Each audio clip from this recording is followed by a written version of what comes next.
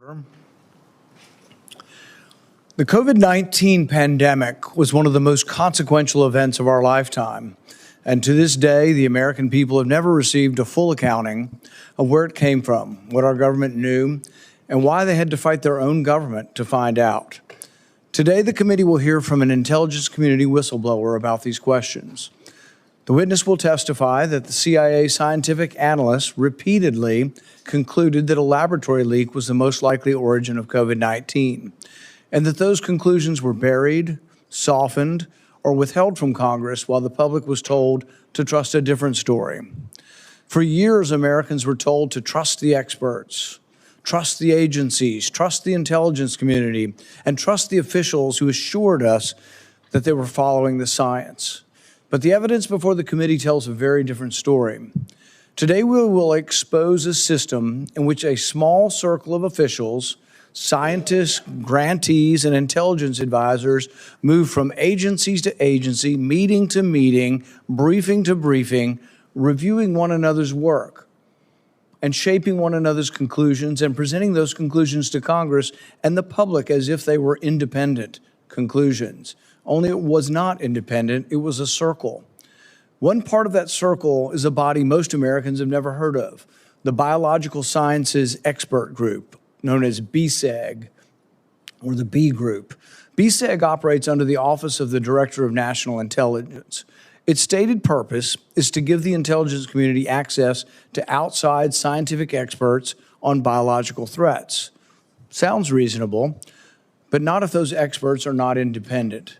For example, Dr. Ralph Baric collaborated with Dr. Zhengli Shi in Wuhan to create gain-of-function coronaviruses. But Dr. Baric was also part of BSEG and an active consultant to intelligence agencies on the origins of COVID-19 pandemic. Likewise, Peter Daszak received hundreds of millions of dollars from the U.S. government and worked with Dr. Shi also on these gain-of-function experiments. Daszak was even sent to China with the WHO to investigate the origins of COVID.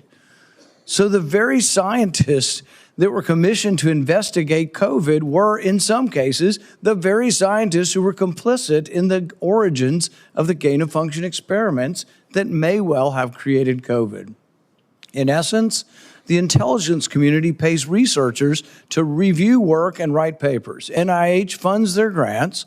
The CIA then consults them and gives them access to classified information. The national academies publish their work. Policymakers then cite the result as a consensus. But it's a circle. At the center of the government side of this circle was Dr. Anthony Fauci. For years, Dr. Fauci was not merely a public health official speaking from the NIH. He had a long-standing relationship with the national security and intelligence apparatus on biological threats, dangerous pathogens, classified life sciences researches, pandemic preparedness, and COVID origins. Again and again, documents show him being brought into national security discussions far beyond ordinary public health messaging.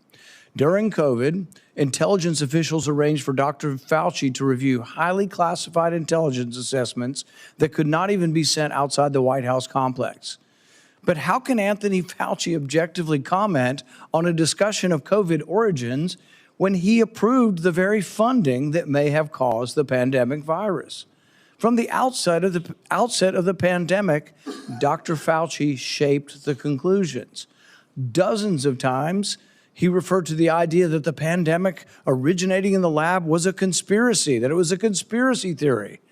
Dr. Fauci convened the now infamous February 1st, 2020 call. Some scientists on that call privately raised serious concerns about a laboratory origin. Yet, ironically, those same scientists later co-authored the proximal origin paper, which publicly dismissed the lab leak hypothesis. One author received a $9 million grant from Dr. Fauci's own agency after he changed his opinion from lab leak on the private phone call to natural origin in public. At the same time, Dr. Fauci coordinated with the national academies on coronavirus origins and public-facing messaging. These were not independent experts reaching a consensus. They were part of the same machine, designed to reach the same conclusion. The question is not whether the government may consult experts. The question is whether those experts were independent, whether conflicts were disclosed, whether dissenting views were preserved, whether the lab leak possibility was fairly evaluated, and whether Congress and the American people received the truth or a curated result. When Congress asked these questions, government officials lied to our face. They classified the documents. They suppressed the information. They changed the definitions. They invoked sources and methods. They told Congress only what they wanted Congress to know. In 2023, John Ratcliffe, the former Director of National Intelligence, testified before Congress with a stark warning. He said a lab leak was the only explanation credibly supported by intelligence, science, and common sense. He warned that partisan politics and analyst disagreement with Trump administration policy, Trump derangement syndrome, had created illegitimate roadblocks to the truth. I agree. He said the COVID-19 Origin Act, which Congress passed unanimously, should finally make intelligence on COVID's origins public. I couldn't agree more. Despite a unanimously passed law, though, requiring the declassification of all information related to COVID origins, the deep state still resists this congressional mandate. Our witness today will explain what happened inside the CIA. According to his testimony, CIA scientific analysts concluded multiple times between 2021 and 2023 that a lab leak was the most likely origin of COVID-19. Yet those conclusions never shaped the official narrative, never made the intelligence report. Congress was never told. It was not until after the 2024 election that the outgoing Biden administration directed the CIA to issue an assessment, not because of new intelligence, but so officials could walk out of the door claiming there was nothing left to find. That is not analysis, that is a cleanup operation. This hearing is about more than one witness, one assessment, or one agency. It's about a federal apparatus that told the American people to trust the science while hiding the machinery that shaped the science. It's about an intelligence community that relied on outside experts whose conflicts were never disclosed. It's about public health officials with access to intelligence that Congress has struggled to obtain. It's about researchers and advisors cycling through grants, contracts, classified briefings, federal service and advisory committees, and presenting the results as independent, even though they weren't. The cover-up is not just about protecting one research grant, it's about protecting an entire network of labs, grants, intermediaries, and bureaucratic architecture quietly engineered to outlast any moratorium, any congressional inquiry, and any election. After millions died, children lost years of learning. Small businesses were destroyed. Civil liberties were restricted, and dissenting Americans were censored and smeared. The government owes its people the evidence. Our witness is testifying publicly today at great personal risk. He and other brave whistleblowers have come forward because the truth was being buried, because government secrecy cannot become government impunity. I want to acknowledge the Trump administration officials who made good on their commitment to transparency and cooperated with this investigation. Secretary of Health and Human Services Robert F. Kennedy, Director of NIH Jay Bhattacharya, Director of the National Intelligence Tulsi Gabbard, and former Secretary of Homeland Security Kristi Noem. They set a standard. I expect the rest of the administration to meet it. We owe the American people a complete record. We owe every family harmed by this pandemic a government that does not hide behind secrecy, conflicts, and curated science when the stakes are life and death. In public, starting today. I want to note for the record that Mr. Erdman is appearing today pursuant to a subpoena issued by this committee on May 5th, 2026. This is a public hearing. The witness is a current CIA employee and has previously provided testimony to the committee in a classified setting. If a question calls for classified information, or if the witness believes any answer may implicate classified information, the witness should advise the committee before answering, and the committee will address the matter through the appropriate procedures. The transcript of the witness's prior classified deposition has not been finalized and has not completed classification review. Members and the witness should not quote from, characterize, or seek confirmation of deposition testimony that may contain classified information in this public setting. It is the practice of this committee to swear in the witness. Will you please stand and raise your right hand? Do you swear that the testimony you will give before this committee will be the truth, the whole truth, and nothing but the truth? So help you God. Thank you. You may be seated.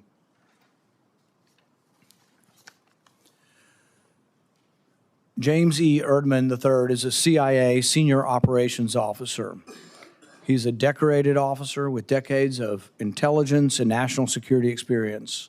Before joining the CIA in 2013, he served with the 2nd Battalion, 75th Ranger Regiment, and as a Foreign Services Officer at the Department of State.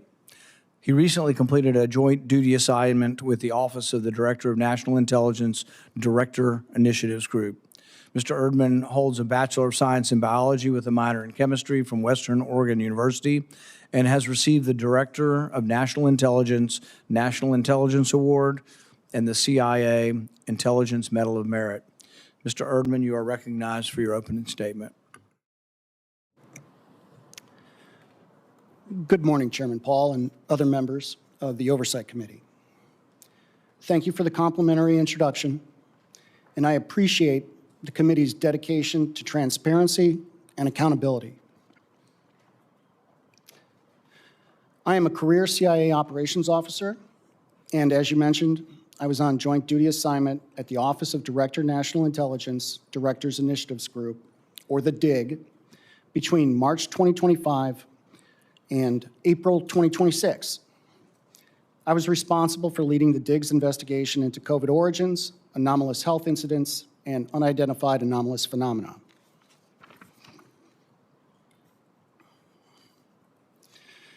I'm here today to discuss the COVID cover-up, the national security implications associated with the DIG's investigative findings, and CIA refusal to comply with lawful oversight, as well as how we remedy these problems. Intelligence community leaders and senior analysts downplayed the possibility that the COVID pandemic originated as a result of a lab incident. Motives are difficult to define given the scope of the DIG's review.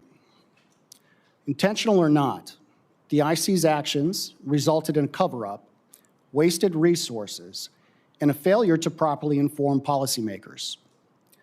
Public health policy would have been very different had the American public been made aware that a virus from a lab in China was going to serve as the foundation for an emergency use authorization mRNA products being mandated by the former administration.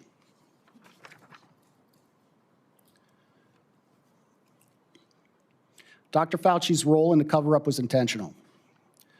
Dr. Fauci influenced the analytical process and findings by leveraging his position to ensure the IC consulted with a conflicted list of curated subject matter experts, public health officials, and scientists. This included some of the authors of the paper, The Proximal Origin of SARS-CoV-2, and other public health experts who have been in his orbit for the last 20-plus years.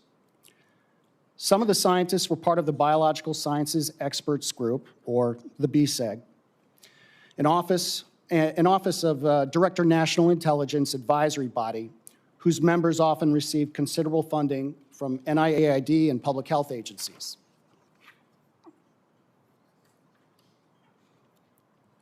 The BSEG scientists influenced national laboratory, WMD research, policy decisions, finished analysis, and other intelligence matters, creating misaligned incentives and conflicts of interest, as well as counterintelligence issues.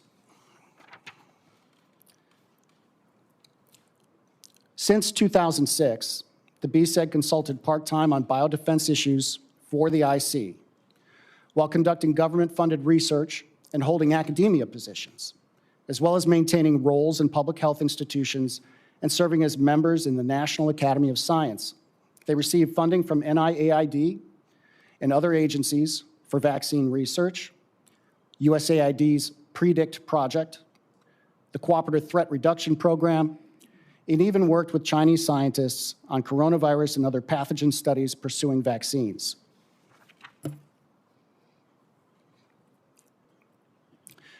There was no oversight monitoring how this web of relationships influenced research, policy, and public health in any holistic way for over 20 years. In fact, several of the BSEG scientists helped Dr. Fauci rewrite definitions of gain of function in 2015 to lift a funding pause on dangerous research. Still others participated in planning Event 201 in 2019. This was a coronavirus pandemic tabletop exercise curiously similar to the events that played out during the COVID-19 pandemic. And it was attended by Dr. Fauci and individuals with IC ties like former DNI Avril Haines. The CIA and DNI analytic managers responsible for examining the origin of COVID made decisions inconsistent with the conclusions of subject matter experts and analytical tradecraft, consistently favoring the theory of zoonosis or natural origin. Following the CIA's COVID relook that culminated in 2023, the CIA retaliated against analysts supporting the lab leak hypothesis.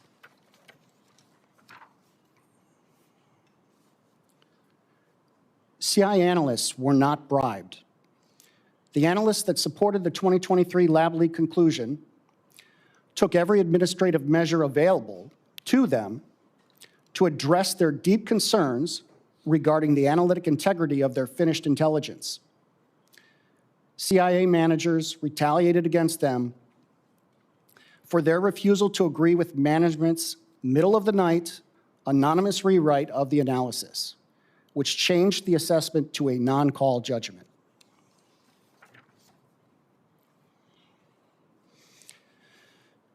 Dr. Anthony Fauci's influence over the IC's COVID origin analysis and the witting and unwitting role some BSEG scientists and IC personnel played in the cover-up exposed why this issue is of deep concern. Failure to address the United States government's inability to differentiate between public health and biodefense and the oversight-resistant ecosystem of life science actors has been fertile ground for increasingly dangerous continental United States gain-of-function research, as well as similar research conducted in U.S. government-supported labs abroad.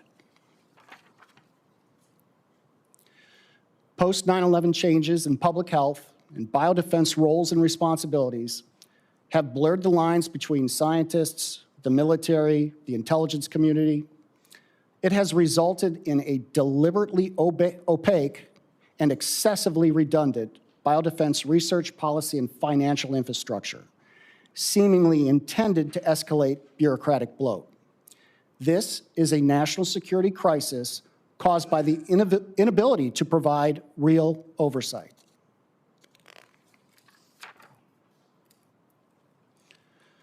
The systematic failures associated with muddled boundaries between biodefense and public health and an overly complex infrastructure have been exacerbated by documented efforts to circumvent oversight.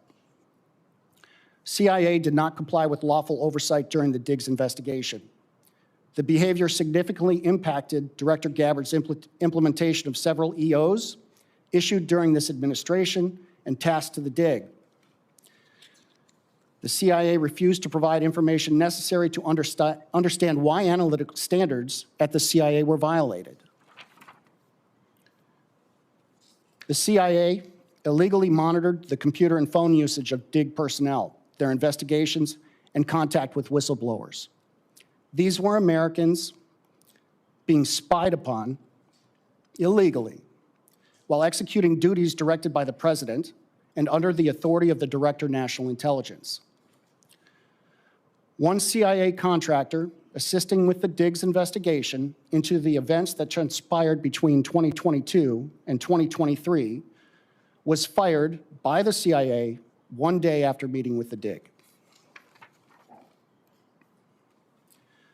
When the Dig ceased operations, The CIA also took back 40 boxes of JFK files and MK Ultra files being processed for declassification by D&I Gabbard. The legislative and executive branches will continue to be misinformed if this type of behavior is not addressed. The partial solution to dangerous gain of function has already been laid out in Executive Order 14292, improving the safety and security of biological research. We need a comprehensive review of government-funded life science research and a move back to pre-9/11 definitions of gain of function and WMD research, particularly in the IC and DHS. More broadly, we need effective oversight. We must hold agencies responsible for failure to comply with Executive Order 14292, and oversight must have teeth. You must be willing to pull the purse strings, and if necessary, convene another church committee. The results of our investigation would have been impossible without whistleblowers willing to come forward. They are indispensable agents for reform.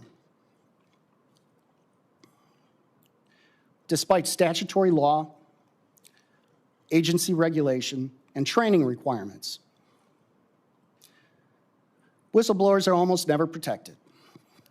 Whistleblower protections always seem to protect the agency.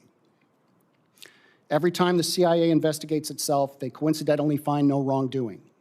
When they do identify issues, they hold the system responsible.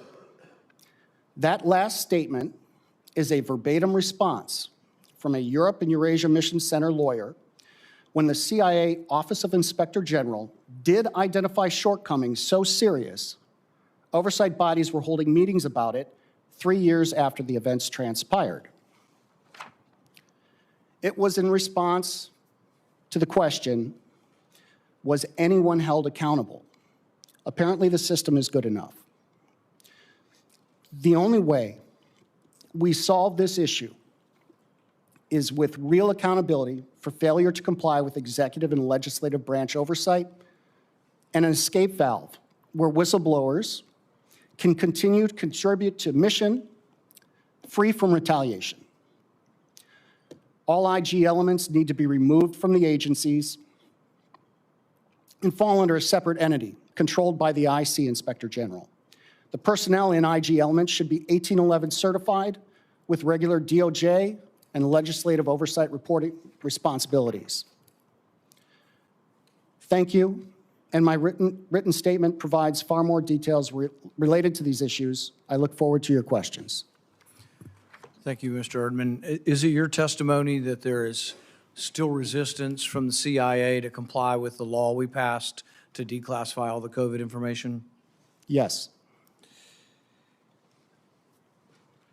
One of the things that I think is new today that I'm hearing from your testimony is that from an early period of time, you believe, and the information you're aware of, is that CIA scientists from an early time after the pandemic began, 2020, 2021, were concluding that the lab leak was the most likely hypothesis? Yes, Senator. I'd like to offer some qualifications on that as well. A lot of the issues occurred at the interagency space, at the National Intelligence Council, the individuals responsible for conducting or writing WMD analysis. So, and many of those individuals are on JDA from the CIA. But yes, very early, as early as 2020, there were agencies within the IC circulating papers that that said, hey, there's, for example, DOE circulated a paper in May of 2020 that said that all the conditions were present for a lab leak. And I could go through the timeline, but yes, my short answer is yes, periodically throughout 2020 all the way to 2024, Yes. I think the arguments, pro and con for what is the evidence on whether this came from a lab or it came from nature are still important. So for years, we've been asking the CIA to produce the scientists, either in a classified setting or a public setting, to discuss the arguments. I don't see any reason why the arguments should be classified. One of the arguments that's made publicly is that the source looks like it came from a single source of RNA, not like 5 different types of viruses or 20 different types like you had with SARS 2003, but it came from one source. And virtually everybody argues that sort of indicates a lab and not a nature. And so those arguments are important scientific arguments to have, but we've been prevented from having them. We've been preventing from getting all of the declassified information. But what I think is of importance that's new today is that your testimony is that the CIA scientists were concluding that it was lab, but then when this, there was a 90-day study in 2021, and this study was done by NIC, led by NIC. Tell us what NIC is again. It's the National Intelligence Council, and individuals responsible for writing various WMD and bio-related issues led that. So when they had this study, they had CIA scientists telling them, look, the evidence, the scientific evidence looks like it came from the lab, but then they brought in Anthony Fauci. And is it your opinion that Anthony Fauci was able to overrule the scientist or get NIC to conclude somehow that there wasn't a conclusion to be had here, we're going to be neutral, contradicting what the scientists were telling them? So there's 2 questions there, and I want to break them up into 2. One is, where were the injection points, Dr. Anthony Fauci? Where did Dr. Anthony Fauci and when did he inject himself into the IC? And the other half of that question, if I'm, and I don't want to extrapolate too much here, is, okay, what happened with why was there a change in analysis? So I'll start with if it's okay, Dr. Paul. Sure. Senator, I'll start with Dr. Anthony Fauci. There were 2 instances. On 3 February 2020 and 4 June 2021, Anthony Fauci had contact with the interagency. And how to sort of broadly generalize this is that contact was happily pursued within the IC. They wanted that contact. And he provided a curated list of subject matter experts, which coincidentally wrote the proximal origin of SARS-CoV-2. So it's not like he came in and said, you have to do X, Y, and Z. He provided recommendations. It's when you look at what has already been publicly released about Dr. Fauci, and then what you're seeing under the curtain at the IC, where you realize, okay, there is a narrative that was being generated by his contact, not just with experts here in the United States, but experts in Australia and the UK. And that's the public-facing piece. And he had tried to sort of keep his hands clear of, I didn't have anything to do with the proximal origin of SARS-CoV-2.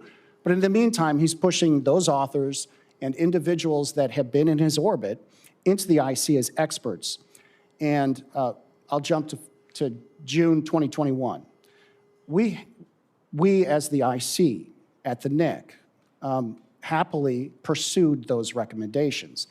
And in one email, which I'll describe to you, the person in charge of leading the 90-day study, he introduced himself to the community that on what they were supposed to be doing, and then the community said, listen, we've got these people we should be talking to, and another very senior NIC officer sent a direct email to him saying, hey, considering that Dr. Fauci is a public health expert, are you sure we should be relying on this? Shouldn't we have a separate set? And in this instance, the individual responded, no, in this case, Dr. Anthony Fauci is a subject matter expert. However, that's directly contradicting his public testimony of being a subject matter expert. Part of the job in intelligence when you interview someone is assessing their truthfulness, their potential biases or conflicts of interest. Did anyone ever bring up that Anthony Fauci approved the research that went on in Wuhan and that it might not be in his interest for the conclusion to be that it came from a lab that he had funded? that there might be a conflict? Did anybody ever bring up that he might not be an objective witness? That was one example of an email. No one laid it out quite that clearly. You're piecing it together. We were piecing it together from multiple emails, from multiple agencies, multiple documents. It was more subtle than that. Nobody said, this is happening. And unfortunately, I think they probably should have. It was all out there. But your conclusion is that changing from the scientific consensus of it being from a lab to a neutral position by the CIA was significantly influenced by Anthony Fauci? It was significantly influenced by Anthony Fauci's injecting himself into the IC. And to go to the second part of your question about what happened, particularly during the 90-day study, we have documentation that shows that as of August 12th, the CIA was considering calling this a lab leak, August 12th of 2021. And then that changed on August 17th of 2021. Right. And unfortunately, because the CIA would not provide us documentation that we asked for, we have no idea why that changed. And that's And they weren't alone, because we know the FBI was coming to the same conclusion that it was lab leak, as well as the FBI. Senator Ernst? Thank you, Mr. Chair. Really appreciate you being here today. I know that this has been a topic for many of us for many years, and we continue to get pushback from the federal government as we're trying to uncover the truth to this matter. For years, folks who discussed a possible COVID lab origin were dismissed as conspiracy theorists. They were censored. Some were even fired from their jobs. If there was or is a conspiracy, then U.S. government officials and U.S.-funded scientists keeping secrets should be publicly questioned under oath about what they knew and when they knew it. But U.S.-funded scientists somehow are still protected from being questioned publicly, even though they received millions of taxpayer dollars from NIH, DHS, DOE, and DOD. And look, folks, I've long warned about a potential government cover-up of the truth, which our brave witness, again, thank you, Mr. Erdman, has confirmed to us today. I've called for answers from Dr. Ralph Barrick, an expert virologist who showed the intelligence community in January 2020, before the American people knew about the pandemic, that, quote, "We may be on the verge of a global pandemic," end quote. Yet nothing was done to share this information with the American people. I exposed that the Wuhan lab received $1.4 million in federal funds, fought to cut off every single cent flowing to that lab, and I won on this for the taxpayers. And I haven't backed down from fighting for more information on the true COVID origins.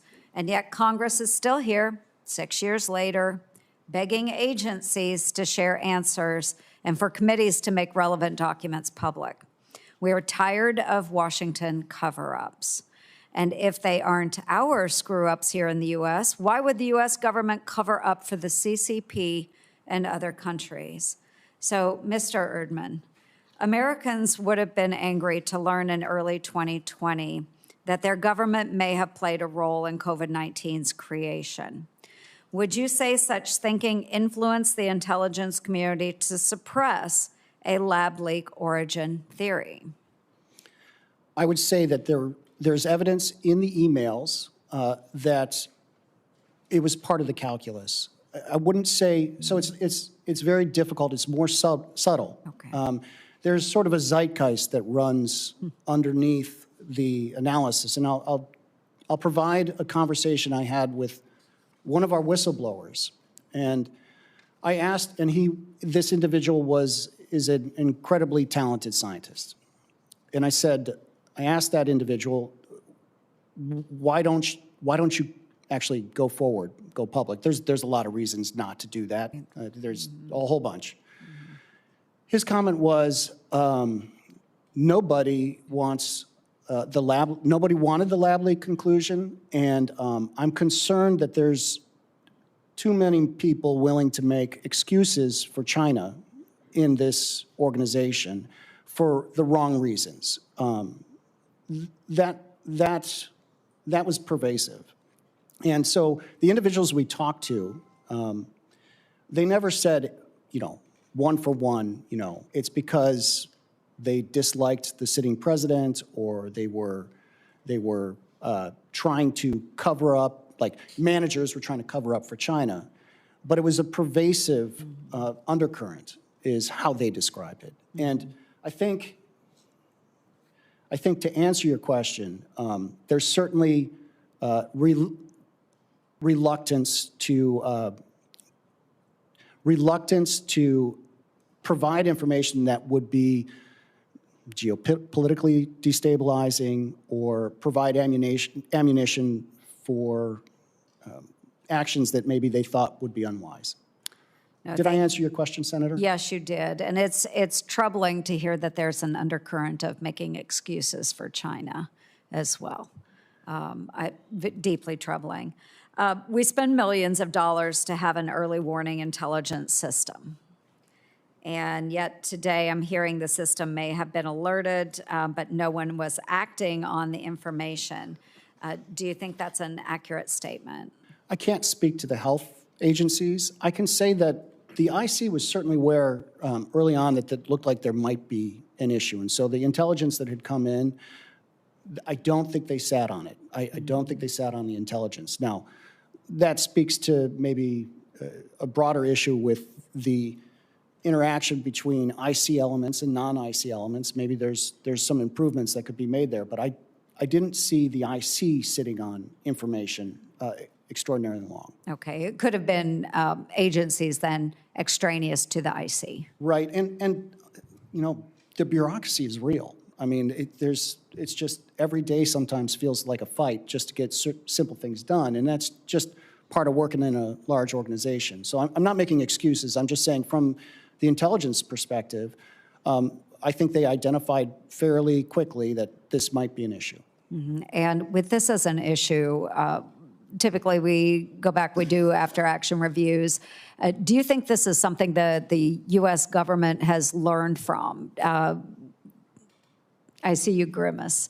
Maybe share a little bit about that, because if this is system-wide across the federal government, how do we stop this from happening again? What lessons have we learned from this, if any? You're still coming forward as a whistleblower.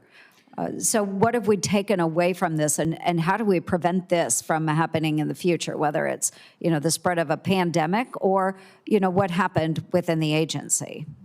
So I really don't want to go beyond IC too much, because I'm not part of like the health establishment. I'm not in that organization. But part of the reason the DIG was pulled together as a task force, it was a temporary tool to perform something like an after-action review and get at the bottom of what happened.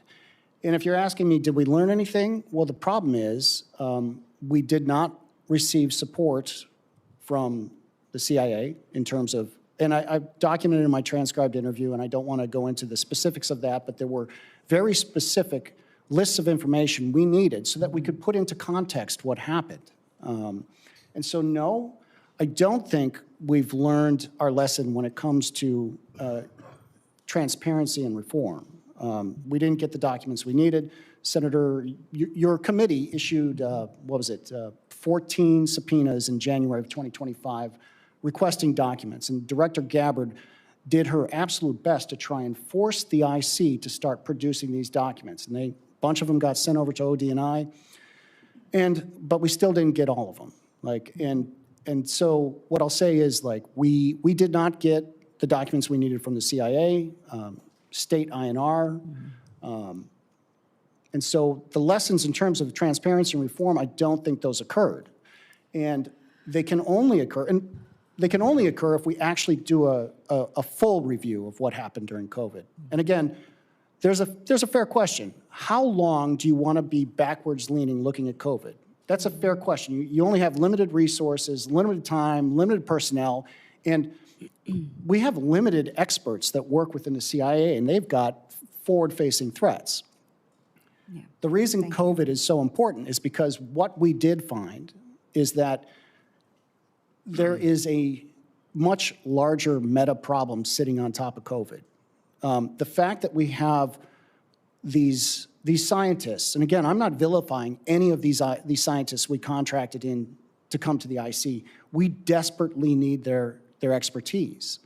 And so when we invite them in, we're inviting them in because we want their help. And so we need them. Mm-hmm. But those same scientists, it's this ecosystem that has a lot of money involved. They're involved with the National Academy of Science, for example, some of them. And, National Academy of Science also helps with our WMD policy for the U.S. government. Unfortunately, the National Academy of Science also has a great number of Chinese researchers that co-publish. And so if we're not careful, we're going to have Chinese researchers helping us draft U.S. WMD policy. That's not a good thing. You've got the Counter Threat Reduction Program that involves some of these IC scientists. And once you start cross-pollinating like that, being able to tease out and really provide proper oversight becomes so difficult. And you're talking about also multiple funding streams from multiple different places. It's a very complex problem. COVID, we need the AAR so that and it already pointed to the bigger problem, so maybe that's enough, but we need that. Thank you, Mr. Erdman. Thank you, Mr. Chair. Senator Ernst, one thing I would interject as far as lessons from my perspective is the scientists overseeing gain-of-function research can't be the scientists receiving the money. Right. So we voted last year on the Risky Research Review Act. It'd be a presidential commission, but the scientists that oversee gain-of-function would not be receiving NIH grants. Part of it is that Fauci had a fiefdom, this enormous fiefdom, and he was controlling the funds, but then there was a danger of that he doles it out to people who agree with him, and I think that was happening. Yeah, Senator Moreno. Point well taken. Thank you, Mr. Chairman. Mr. Erdman, first of all, thank you for your service to our nation in the past, current, and future. Quick question for you, because I've obviously never been in the CIA. Is it easy to be a whistleblower? Is it easy to kind of think about, hey, I'm going to go outside the normal chain of command, or does it come with personal risk, career risk, et cetera? I do not believe whistleblower protections are sufficient to protect whistleblowers. So it's not easy. So it's not easy for you to be here, especially you're serving now today. What is your reaction when you look at the dais and you see that there's not a single solitary Democrat member here to listen to your testimony? How does that make you feel? My goal in being here is threefold. I want to talk about COVID. No, I get that, but I'm saying, I wish they were there. I wish they were there. You're taking personal risk. You're serving the country. You're not partisan. This is not about politics, but somehow it's become about politics because the Democrats don't even want to hear the conversation about what obviously was a grave error that this country made during COVID.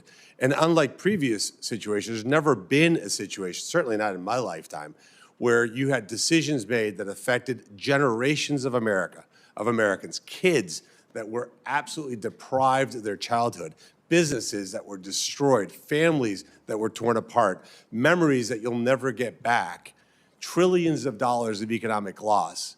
We should at least have a conversation that isn't partisan. And yet, just for the record, there's not a single solitary Democrat senator that's willing to sit in this chamber and listen to your testimony. I think that's an outrage and an insult to people like you. So I'm going to bring a little more levity to what I just said. Back in June of 21, you talked about that, which is interesting, June of 21. I remember June of 21 as something that came up during a comedy show. I'm not somebody who listens to Stephen Colbert, but he had Jon Stewart on. And he said, and I'm paraphrasing Jon Stewart, I will not deliver it with the same kind of comedic punch, but it said, oh my God, there's been an outbreak of chocolatey goodness near Hershey, Pennsylvania. What do you think happened? Like, oh, I don't know, maybe the steam shovel mated with a cocoa bean. Or it's maybe the expletive-deleted chocolate factory. Maybe that's it. And simple joke, talking about, or maybe the simplest solution is maybe the virus leak happened from the virus lab in the city of Wuhan. Or maybe this chain of events of animals mating to each other all over the world resulted in this virus. What ended up happening is that Jon Stewart was immediately tortured. The Washington Post called his joke a dangerous weapon of propaganda. They called him conspiratorial, and he got massive personal backlash. That was in June of 21. So does it turn out that the chocolatey goodness came from the chocolate factory in Hershey, Pennsylvania? Yeah, just as Director Ratcliffe said in 2020, it sure looks like the chocolatey factory is actually where the chocolate came from. Yeah, and in fact, it's funny that we're all sitting here today because in that same torture of Jon Stewart, Stephen Colbert said that maybe Jon Stewart was somehow a spy of Senator Johnson, because Senator Johnson was the one senator that was saying this from the very beginning, has continued to hold that accountability, and I applaud Senator Johnson for his absolutely relentless pursuit of the truth in all this. But let me just spend the last few minutes here talking to you about something that you mentioned, which is near and dear to my heart. And I think all these hearings are important. What you said is super critical. And again, I applaud you for taking and having the courage to come here and your detailed and methodical review of all this. But where's the accountability? This is what I hear from my constituents all over Ohio. Is like, great, you got a hearing, you said this and that happened, but they want to see the perp walks. Where are the people who made these decisions, and how do we hold them accountable? Anthony Fauci is sitting, probably sipping margaritas somewhere with his multi-million-dollar financial success as a result of duping the American people into putting an experimental virus in a vaccine into their bodies, or risk losing their jobs. He's not accountable to anybody. He's having a great life. He was featured on Vogue magazine. He sat there for a cover shot for a day, trying to get beauty shots of him, which I imagine the photographer found difficult. Where do you think that we are on a path to accountability? So I don't work at DOJ, and so I can't speak to prosecutions or perp walks or any of that stuff. But what I'll say is, and I want to go back to the first thing you mentioned here about the American public. I think, and this is my opinion, I'm not expressing myself as a CIA officer or on loan to DNI, whatever it is. I think we really want both Democrats and Republicans to show up and communicate and cooperate on issues, because part of the most important, and you all know this, I'm sorry, legislative branch, they have some power of oversight. You guys are not, you can't make DOJ prosecute anybody. You can reach across the aisle, and you can try and get these people to pull the purse strings when agencies are behaving poorly. And, you know, from my perspective, and I don't mean to criticize anyone, we need the legislative branch to start pulling purse strings. It's got to be with teeth if you want accountability. And this is perfect. This forum here is perfect. It's about the transparency piece. Can't act unless people know. On the accountability side, I can tell you that Director Gabbard is doing her best to pursue accountability with all of the investigations that were undertaken by the DIG. And, you know, we can serve everything up, and it's up to DOJ to take action at that point. And I can't speak to DOJ, but yeah. No, I understand that. And I think what the American people would even expect at a minimum is just an apology for putting the country through this, not giving the proper information. I think that would go a long way. But certainly there was clearly bad actors. Mr. Chairman, you talked about the conflicts of interest. The way you described it is very nice, but ultimately it's corruption. I mean, when somebody's getting paid to give an opinion that's not fact-based, and it leads to personal gain, that's just flat out corruption. And what makes America unique is that we don't allow that kind of corruption in our government. And so I think ultimately where this all has to land is there has to be explicit accountability for individuals who profited off of the misinformation, the shaming of Americans, and the systematic destruction of lots and lots of things in this country. Thank you, Mr. Chairman. Thank you, Senator. Senator Johnson. Thank you, Mr. Chairman, and another excellent hearing. I feel your pain and frustration in terms of trying to do oversight investigation and issuing subpoenas that are not responded to, certainly not in full, barely responded to generally. What responses we get are generally non-responsive responses, just a bunch of bureaucratic gobbledygook. So Again, I appreciate your efforts, though. Mr. Erdman, I appreciate you coming forward. One thing I know as former chairman of the full committee, now as chairman of the permanent subcommittee investigations, is we do not protect whistleblowers. We have laws dating back over 100 years, and the government is the worst offender in terms of retaliating against whistleblowers, even though there's all kinds of these legal protections. So I appreciate you doing this. I'll also note, because nothing shocks me anymore with our colleagues from the other side of the aisle, but I'm shocked that not one of them showed up here. I think one showed up to register his attendance and then gone. I agree with you. It is well past time for us to have a church committee. We're not going to get bipartisan support for a church committee. There's no curiosity on the other side about what's happening inside the deep state. And that's really my question. Who is running the deep state? I've got example after example in agency after agency, very legitimate oversight requests. I subpoena documents. You don't get squat. Now,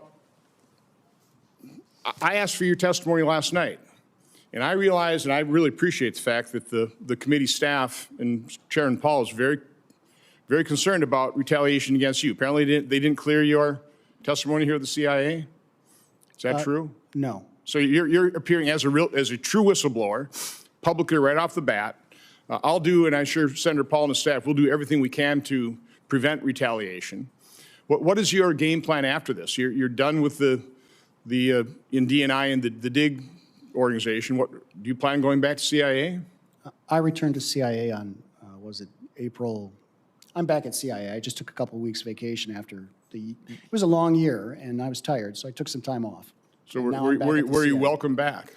I just arrived and I've got a desk and they're talking to me about what comes next. I mean, do you have any concerns about me keeping this? Because originally we said you can't keep this after the hearing, but it sounds like now I can keep it. I mean, do you have a concern? Because again, I don't want to harm you in terms of what you've written here. I haven't had a chance to go through it yet. You can keep it. Okay. Should we distribute this publicly? Please hold on that. For the time being, I will. John Radcliffe was very helpful when he was in that position at DNI. Now he's director of the CIA. What is preventing the CIA from totally cooperating with the DNI? I don't know. What would you say? You've been in the CIA. Who's running this show? Here's what I'll say. We had requests. We have a formal process that we sent those requests over, and I detailed in the transcribed interview the dates and what those requests were for. It appeared to be bureaucratic slow rolling until the government shutdown happened. Well, that is the technique they use. Yes. I mean, they look at every administration or every director of CIA, and if they don't agree with them, this too shall pass, right? They just wait them out. I mean, that's happening right now in both of our investigations. So, again, I'm calling for a church-like commission. We'll call it the Paul Johnson Commission, okay? We need to figure out who runs the deep state. But in my final 3 minutes, because I held what I thought was a blockbuster hearing 2 weeks ago. It was very good. And this is on my investigation in terms of the harms done by the COVID injection. And I'm going to talk about it right now because it's not being covered by the legacy media. Alternate media, yes. Fox News, Fox Business has had me on. I went on, supposed to be on CNN last week. And I sent in my report and told them that's what I want to talk about. They canceled the appearance. Oh, that's not why. Sure it is. So this is what, and I can do this in 2 minutes and 20 seconds. This is what we uncovered. This is what is being covered up by now the legacy media. On March 1st of 2021, Dr. Peter Marks, head of CBER, the organization within FDA that approves vaccines and also is supposed to surveil those vaccines post-market for safety, was given a multi-page briefing by the main data mining analyst within FDA working with the inventor of the algorithm they used to analyze the VAERS, the Vaccine Adverse Event Reporting System. That briefing told Dr. Marks that the current algorithm, because of the nature of the massive number of claims coming into VAERS, by the way, from 1990 until 2020, on average, about 280 deaths were reported in VAERS associated with the vaccine. 2021 is over 21,000. Nothing to see here.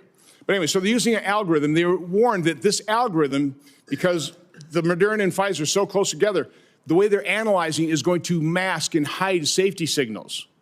That's March 1st, 2021. 26 days later, a new state-of-the-art algorithm, developed by the inventor of the original algorithm, was presented to senior FDA officials, showing 49 cases of extreme masking, 25 safety signals, including sudden cardiac death, pulmonary infarction, Bell's palsy, different types of strokes. Month after month after month, they continue to do this data mining. They continue to show additional safety signals. Did Peter Marks, did Anthony Fauci, did President Biden go to the American public and say, hang on here, we've got some data, we've got some concerns? No, no. They blamed the unvaccinated for continuing the pandemic. This is a pandemic of the unvaccinated. We need to mandate this.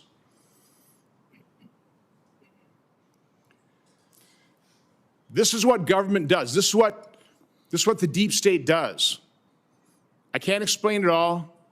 My investigation now, because I finally got documents.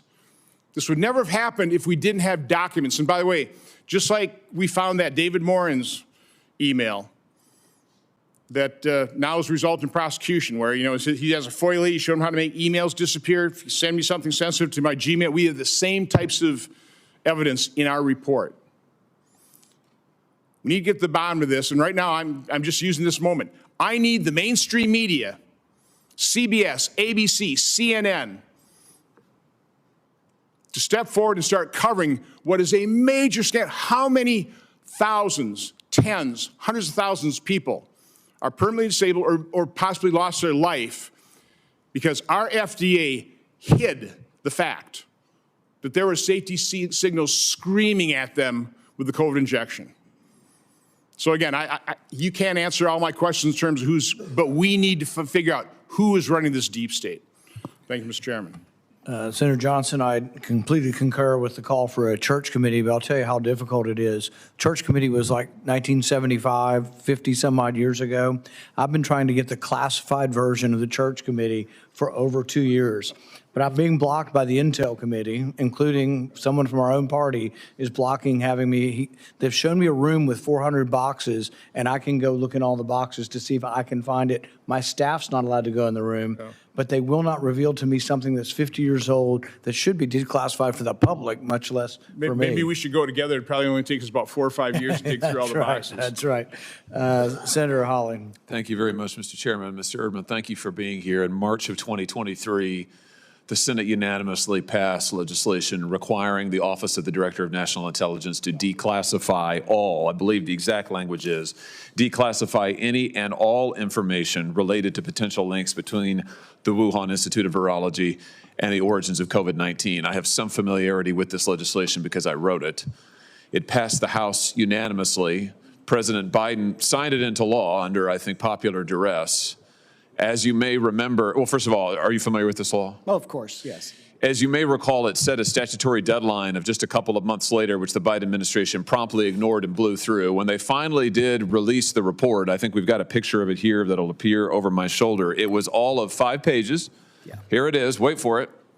5 pages. Remember, the law says any and all information. 5 pages, heavily redacted, even the 5 pages. I think one of those pages is like a cover note or something. Yeah, here it is. The executive summary, 5 pages. This is, according to the Office of the Director of National Intelligence, this is any and all information related to COVID-19 and the Wuhan Virology Lab. Now, you've been on this task force that has reviewed these documents. Is this all the information the United States government had? That is not all the information. And I'll tell you a little story about that if you'd like. Please. A little story about your 5 pages there. So there was a classified report being written at the time all of this was going on.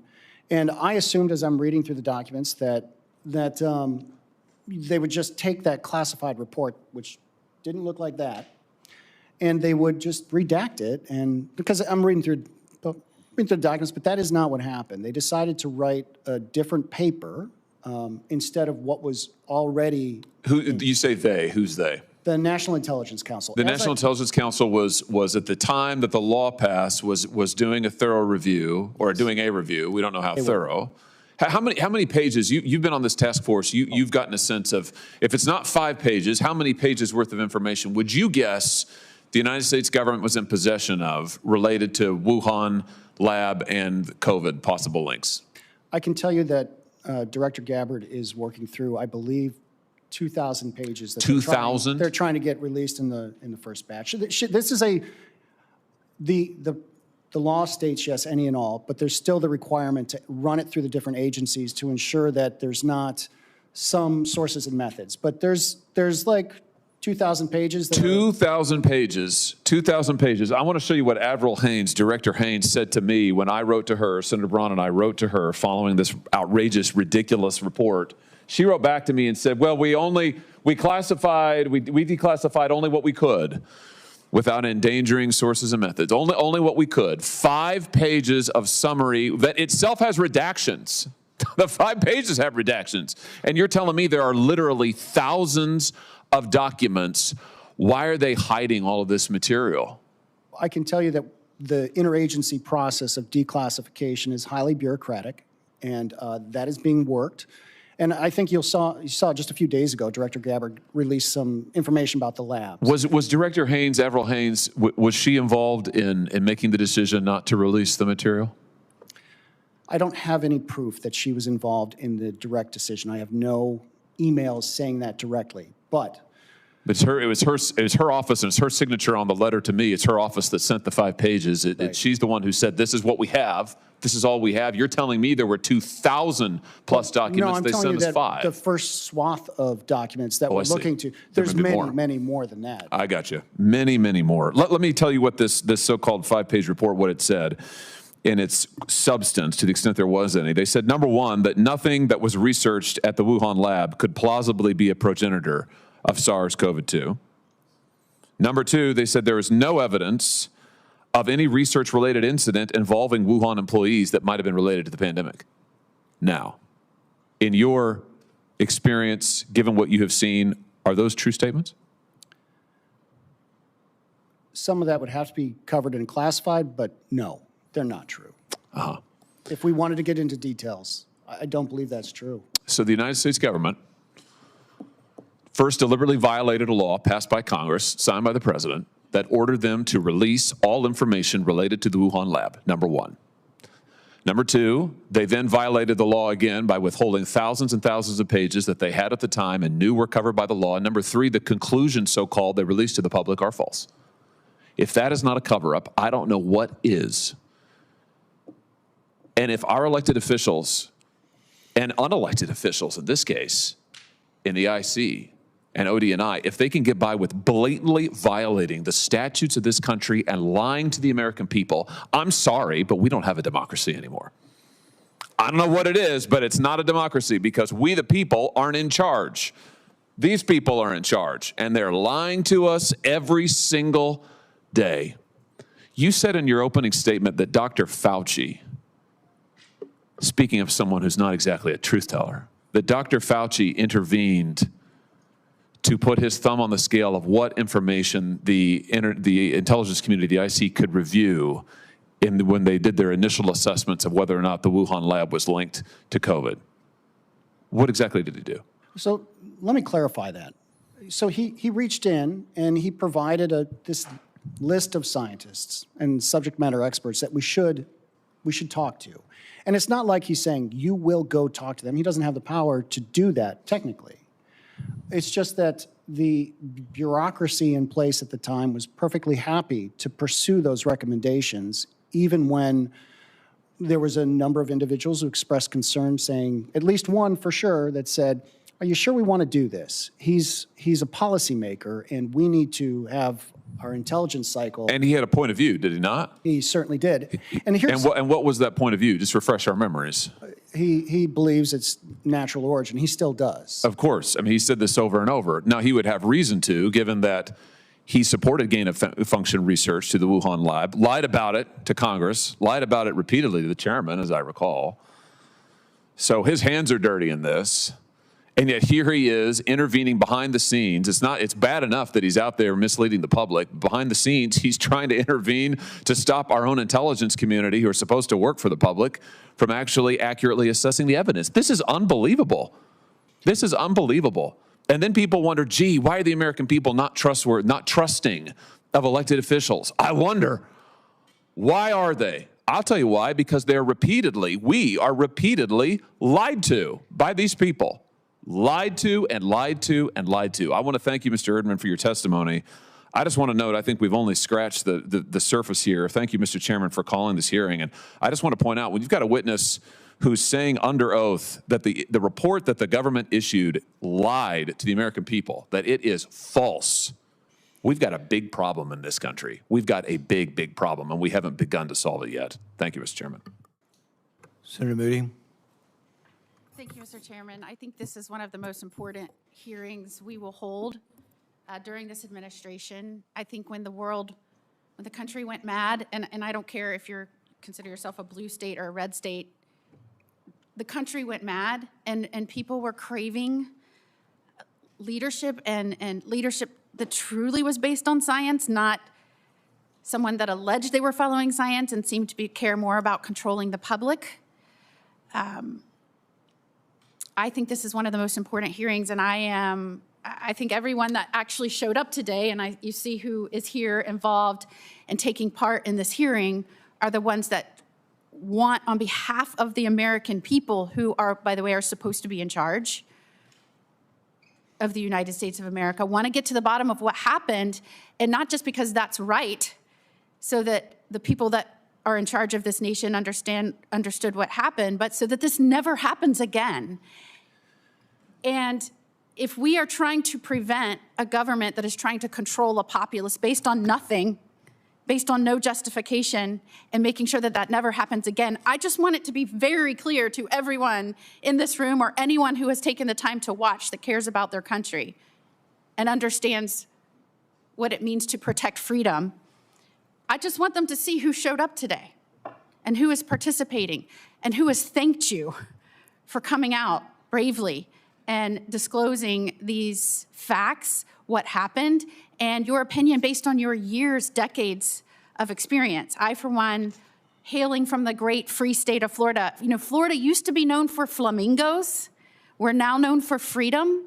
That is because what took place over the last administration, and when churches were closed, when businesses were closed, when schools were closed, when people were shut up in their apartments, when families were prohibited from socializing and gathering, many were kept from their loved ones when they died, all under this guidance of government leading based on science.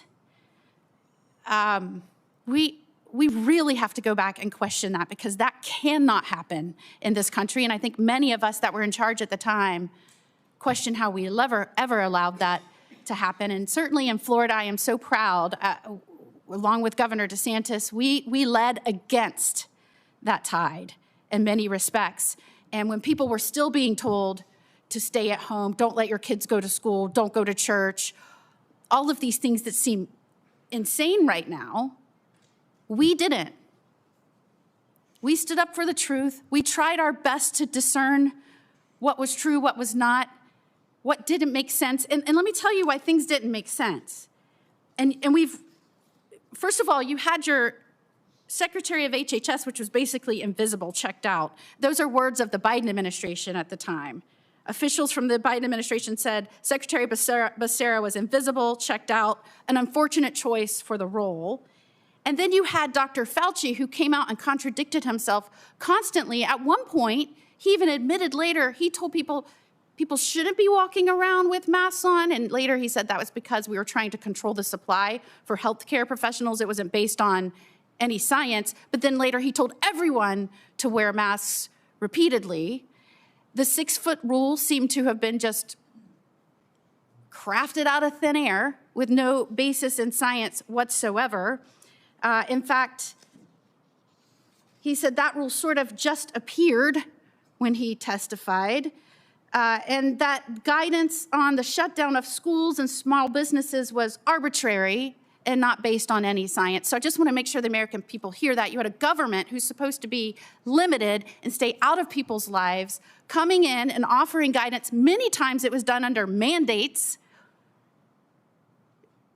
to close businesses, people's livelihoods, to keep children from being educated, to keep people from expressing their faith and gathering to show freedom of religion and their faith and expression. I mean, unbelievable what happened during the COVID years.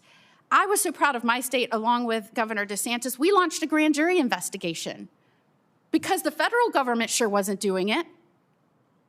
And we got to the bottom of some of this, what was being said publicly by those that we had trusted in these positions, and how that was not actually the truth. And the science, that was where the name, the Free State of Florida, has come from. And I'm so glad now to be here as one of the newest United States senators, bringing that experience, that grand jury investigation, everything that we did differently in Florida and stood up to the madness. Because that is how the people remain in charge of their government. In the grand jury investigation that we did, we followed the evidence. We found that many of those policies, including masking, lockdown mandates, they lack sufficient scientific basis, and they, in fact, caused significant harm to Floridians. The same grand jury found a pattern. I'm quoting the grand jury here. This is a nonpartisan group acquired from the community to judge facts, a pattern of deceptive and obfuscatory behavior from both Big Pharma and the federal agencies charged with regulating them with respect to the COVID vaccines. So it appears from everything that we found from our own investigation, an unbiased, totally separate review of what was being said publicly by the federal government compared to what was actually based in science. It found that most of what was said and the events surrounding it was a public health establishment that was fixated on controlling the public and forcing narratives rather than protecting public health or discovering the truth. And so I am grateful that you were willing to be here today. I know that this is under subpoena, but certainly it takes courage and to be here and to be a whistleblower that can get accountability for the American people.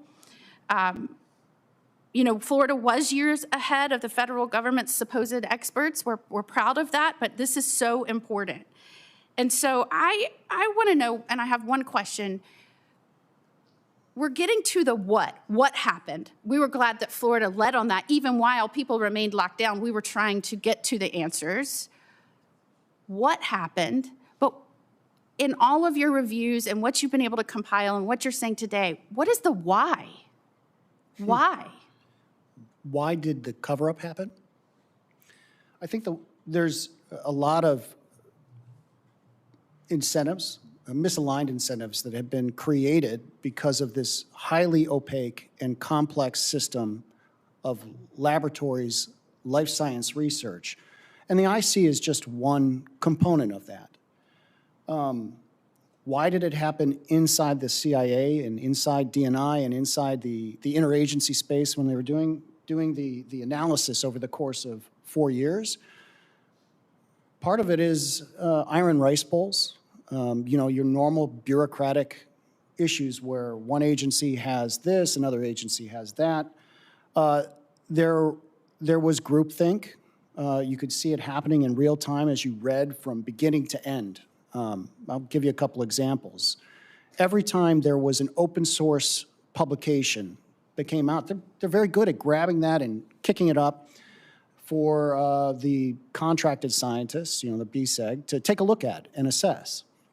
And the goal, it seemed, it always leaned one direction. They never took the publications from Sorensen and Dalgleish, who came out very early. I think it was July 2020 that one of the best papers written was open source by Sorensen and Dalgleish.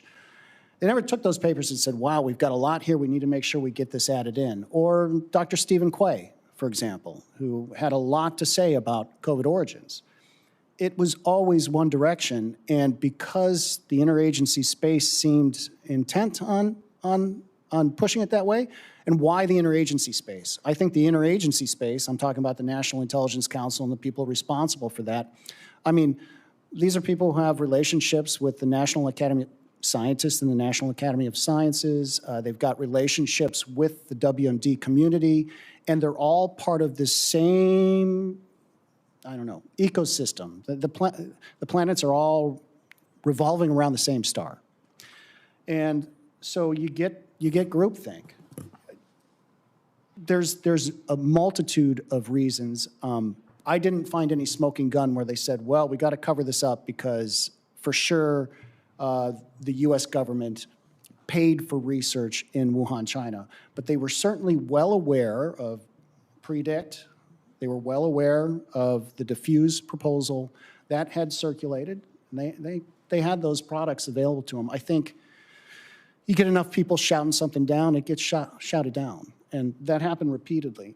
I do want to just, if I can take just a moment, particularly about the scientists that are brought forward. I really want to emphasize a couple things. And one of it is we can't vilify these scientists. I'm going to give a very short anecdote, and I hope I'm not going over on time or anything like that.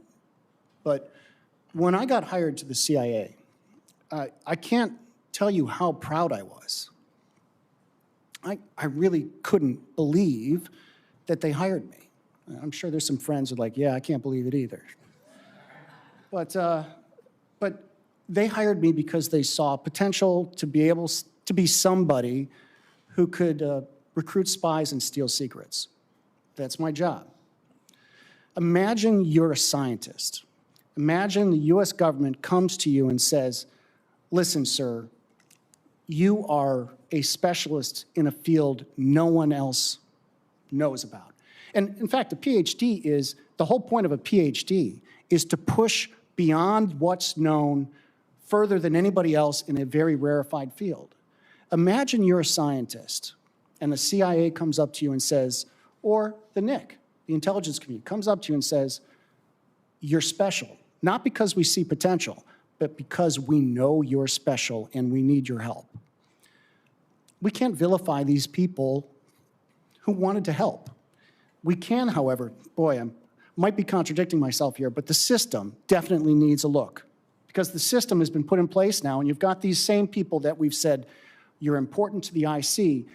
We just haven't done the proper work to ensure that those people who are important to the IC aren't cross-pollinated all over in other places so that they can incentivize the kind of research that we need done or the white papers we need written. We have to have a holistic overview. And I think it's really hard to have like one agency do their review, another agency do their review, the legislative branch do their review. You know, in this case, it is a team sport. So one answer also, Senator Moody, to your question about the why, you know, people think, well, gosh, was there a conspiracy where all these evil people had their hands together and they were conspiring to do something bad?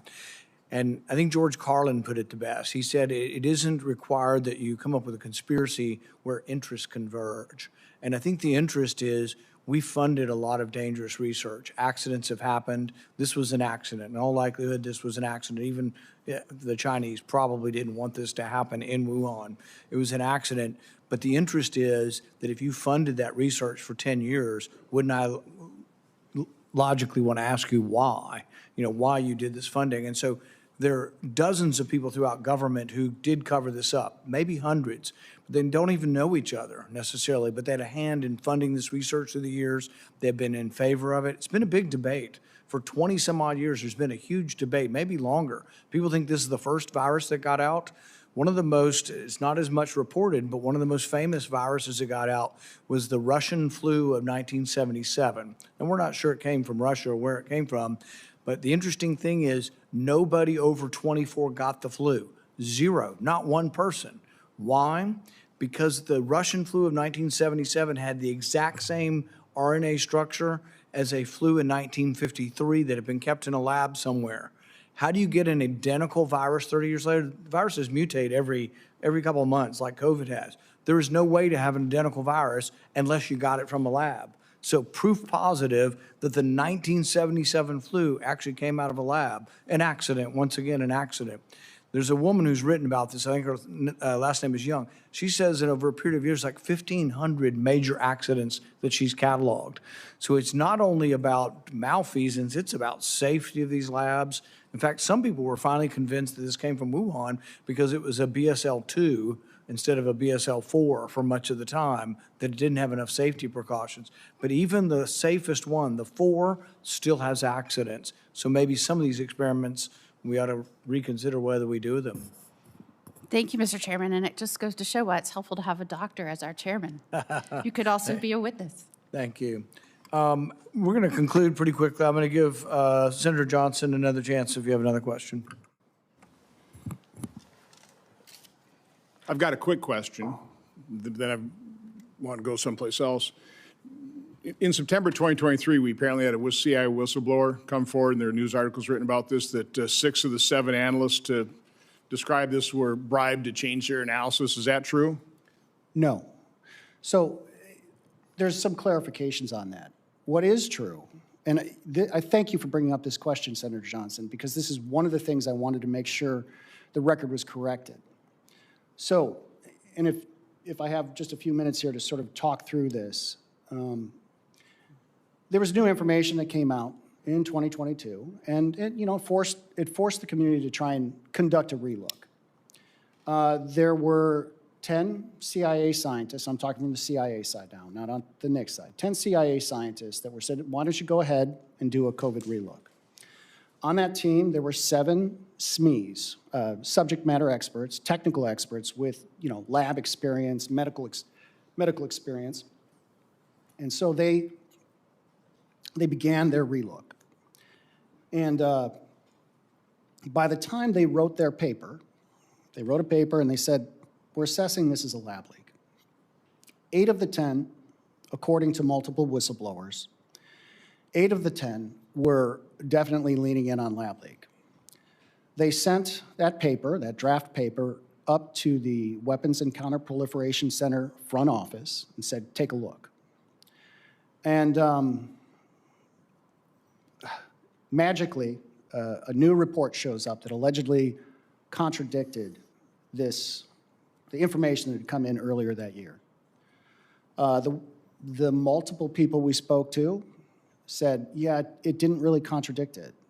But they were told, go back to the drawing board and do a reassessment. So the interagency got involved. They were having discussions. So they go back to the drawing board. And by the time 2023 rolls around, they've got their answer. They say, 6 of the 7 technical people on that team. So there's 10 people on the team. 6 of the 7 technical experts say, yep, we still think it's a lab leak. We still think it's a lab leak. And they were sticking to their guns. Management changed the analytic line. They changed the conclusion to a non-consensus call. Actually, worse than that, they said that the exact words were, I don't want to get this wrong.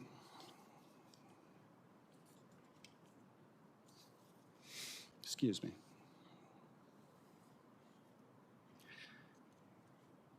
We may never precisely know the origin of SARS-CoV-2. Precisely. Precisely is not a term analysts use. They use like low confidence, medium confidence, yes, no. Precisely is a word you use when you want to deliberately end discussion. Because do you know how many resources we need to precisely know the origin of SARS-CoV-2? So again, I want the chairman to indulge me a little bit more here.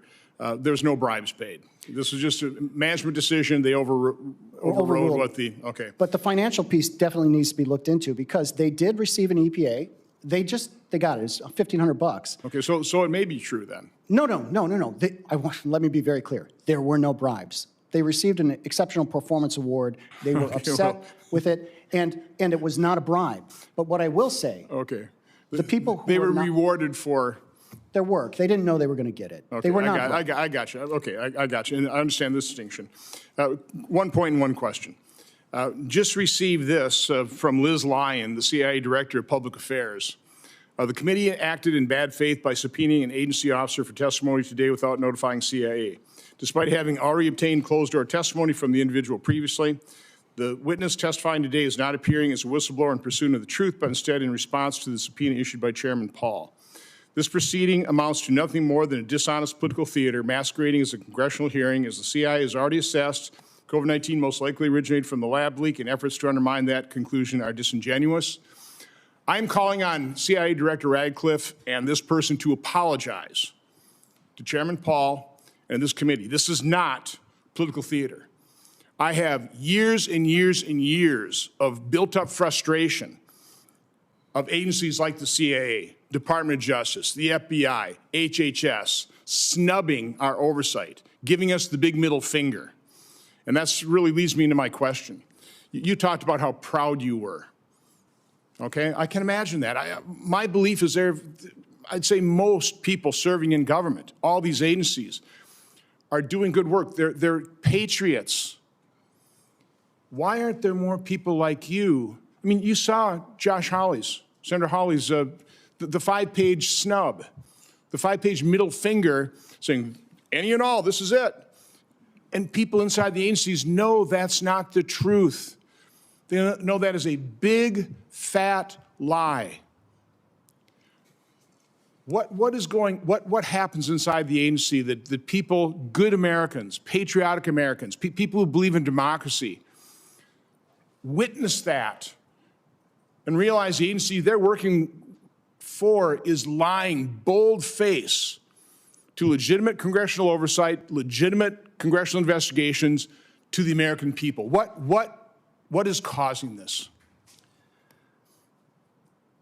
2 answers. 1, we need more leaders like Director Gabbard, who pulls together a task force of people to actually pursue this, despite the difficulty in wrangling agencies to do the right thing. I think the second thing I'll say is it's a minority of officers. I mean, most of the people joining the CIA are barrel-chested freedom fighters. Like, they're out there wanting to do the right thing. As you matriculate upwards into the bureaucracy, I just think that it gets easier and easier to find people who are more willing to get along. And you know, if we want to link this back to COVID, you had a bunch of refuseniks out there that said no, and they were trying to push these people out. And what you really need in these organizations are, you can't have the whole organization saying no to everything because nothing gets done. But you got to retain the people who are sometimes a little more difficult to deal with, more willing to say no over and over. And I think we've created a milquetoast bureaucracy. When I first joined the agency, the chiefs of offices had a lot of power, and then modernization happened, and they watered everything down, and the accountability piece has to be there. Otherwise, this is just going to keep happening. Well, again, I appreciate you coming forward. Again, I'm calling on Director Radcliffe and that communications person. This committee, this chairman needs an apology. This is not political theater. This is serious oversight work. This is what the American people need to see. And I just wish our Democrat colleagues had any level of curiosity what's happening inside the deep state. Thank you, Mr. Chairman. Thank you, and I completely concur. And I would also like to respond to the CIA spokesman. They say that we have already obtained closed-door testimony. Well, closed-door testimony doesn't provide oversight. Public testimony provides oversight. We have asked them for public testimony and for oversight. We would love to have the scientists the 6 or 7 scientists that were commissioned to look at this, we'd love to see their report. Why would we not be allowed to see their report? I can't even read that in private. But that should be public, the science. If there are sources and methods, mark them out, redact them. But we should be able to see that. But for them to have the gall to say, oh, we allowed the witness to testify in private and that should be enough. No, you were told by Congress unanimously to declassify this material and you send us 5 pages. Imagine how many, you mentioned maybe 2,000 pages. DOE has a report. That's got to be 40 or 50 pages, but the base documents for DOE's report are probably run into the hundreds of pages just for that one report. And they did a great analysis of this, but still most of that is not available to the public. Why does it need to be available? Because this is going to happen again, and we need to be prepared, and we need to talk about it. One of the other things we didn't get to in this hearing, but we need to talk to, how do you prepare for the next pandemic? Well, one of the things that actually worked was monoclonal antibodies. We need to be talking about how we can quickly produce them again, how we can quickly get started on things like that. What worked and what didn't work. Masks didn't work. 6 feet of distancing, there was no science. They say follow the science, and yet it looks like everything that happened at the CIA was the politicians overruling the scientists. The scientists were concluding this came from the lab, from a lab leak, in all probability. The politicians were overturning them once at 2 in the morning. So that is one of the takeaways from this, is that, yes, follow the science and the scientists, and that the scientists need to not have a conflict of interest. Which leads me to the final point I'll make before we conclude. I applaud the Trump administration for an executive order saying no more gain of function. It is head and shoulders above anything. The Biden administration really didn't do much of anything on this. The Trump administration is trying to live by that. The reason it won't work forever is that people who have a Weasley way with words, let's say Anthony Fauci, will come back into play, and half of his lieutenants probably still work over there. One of them will get in power again, and all they will simply say is, oh, creating that new virus that grows 10 times faster and grows better in human cells, oh, that's not gain of function. Because that's what Anthony Fauci was doing. He was still doing the gain of function research. He was just saying, oh, the way I look at the definition, that's not really. So we do need a commission. And what I proposed is the Risky Research Review Act. It'll be a presidential commission. It'll have scientists on it. They will be experts, but they will not be currently in the employ of government competing for grants. I think that is a conflict of interest. They have to be people outside of it. There also will be some people who are national security experts as well. And we have to look at the list of things. One scientist, Dr. Esfelt, ordered off the internet under Biden's policy. He ordered snippets of DNA from here and here, chopped them up, put them together, and he made the Spanish flu. Now, he told the FBI he was doing it because he wanted to prove a point. He didn't create the infectious portion of the Spanish flu, but he said, look, I can do it by just ordering DNA. So there are a lot of things that have to be addressed, and unfortunately, it's somehow a partisan issue, and we're not getting anywhere. But I want to applaud you for your courage in coming forward. You did come forward at the response of a subpoena. That is a lawful subpoena, and I see no reason that anyone should try to punish you. If anybody does try to punish you, I can promise you that we will defend you. Thank you very much. Thank you, Senator Meeting is Paul. adjourned. Thank you. Yep. I would like to thank our witness for joining us here today to share his testimony and expertise with the committee. The record for this hearing will remain open until 5 p.m. on Wednesday, May 13th, 2026 for the submission of statements and questions. For the record, the hearing is now adjourned. Thank you.